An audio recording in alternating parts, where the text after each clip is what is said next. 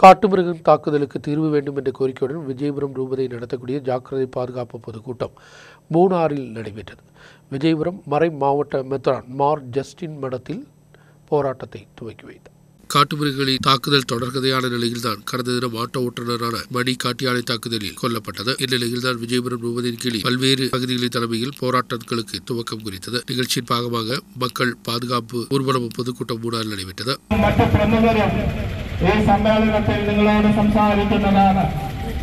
ജനജീവിതം സംരക്ഷിക്കുന്നതോടുകൂടി നടത്തപ്പെടുന്ന ജനരക്ഷ ജാഗരണ റാലിയാണ് ഈ വാഹനത്തിന്റെ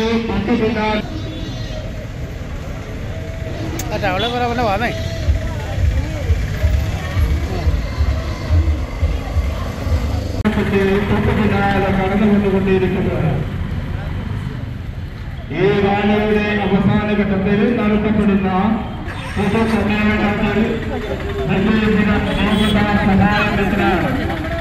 மனசாட்சிப்படி நம்முடைய உயிருக்கு பாதுகாப்பு கொடுக்க இயல வேண்டும், நம்முடைய நாட்டை பாதுகாக்க இயல வேண்டும், நம்மை பாதுகாக்க இன்றவர்களுக்கு இந்த முறை ஓட்டு கொடுக்க வேண்டும் என்று விஜயபுரம் மறை மாவட்ட துணை மெத்ரான் ஜஸ்டின் மடத்துப்பரம்பில் பொதுக்கூட்டத்தை துவக்கி வைத்து உரையாற்றினார்.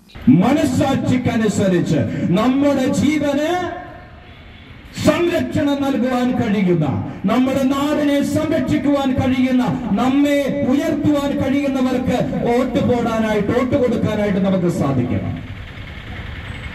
എല്ലാത്തിനും നിയമമുണ്ട്. വനം സംരക്ഷിക്കാൻ നിയമമുണ്ട്, വേണം. വനമില്ലെങ്കിൽ നമുക്ക് ജീവിക്കാൻ പറ്റില്ല, വേണം. അത് വനത്തിൽ വസിക്കാൻ വന്യജീവികൾ വേണം, തീർച്ചയായും. ഈ വനം സംരക്ഷിക്കാൻ നിയമമുണ്ട്, വന്യജീവികളെ സംരക്ഷിക്കാൻ നിയമമുണ്ട്.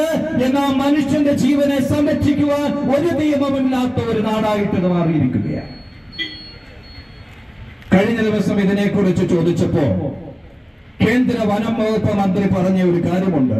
ഭൂപേന്ദ്ര യാദവ് പറഞ്ഞത് ഇപ്രകാരമാണ്: 1972 വൈൽഡ് ലൈഫ് പ്രൊട്ടക്ഷൻ ആക്ട് പ്രകാരം ആക്രമണകാരികളായ വന്യമൃഗങ്ങളെ ഉന്മൂലനം ചെയ്യുവാനും ചില വന്യജീവികളെ ക്ഷുദ്രജീവികളായി പ്രഖ്യാപിക്കുവാനും പൂർണ്ണ അധികാരം സംസ്ഥാന വൈൽഡ് ലൈഫ് വാർഡിനുണ്ട് എന്ന് അദ്ദേഹം പറഞ്ഞു വെച്ചിട്ട് പോയി. ഇതൊന്ന് വ്യാഖ്യാനിക്കണം.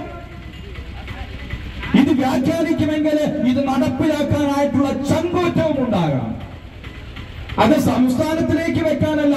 ഞാൻ പറയും, അത് ഡിവിഷണൽ ഫോറസ്റ്റ് ഓഫീസർക്ക് ആ അധികാരം നൽകി വർദ്ധിച്ചു വരുന്ന വന്യമൃഗങ്ങളെ ഉന്മൂലനം ചെയ്തുകൊണ്ട് നാടിനെയും കാടിനെയും സംരക്ഷിക്കുവാനായിട്ട് സർക്കാരിനും അധികാരികൾക്കും കഴിയണം. பொதுமக்களிடம் 10 வகையான கோரிக்கைகள் முன்வைக்கப்பட்டுள்ளன. மவுண்ட் கார்மல் தேவாலய ஃபாதரியார் மைக்கேல் தலைமை வைத்தார். டிஸ்ட்ரிக்ட் டைரக்டர் பிரான்சிஸ், மக்கள் தலைவர்கள், பல்வேறு தேவாலய ஃபாதரியார்கள் உட்பட உள்ளவர்கள் பங்கெடுத்தனர். நியூஸ் பீரோ மூணார்.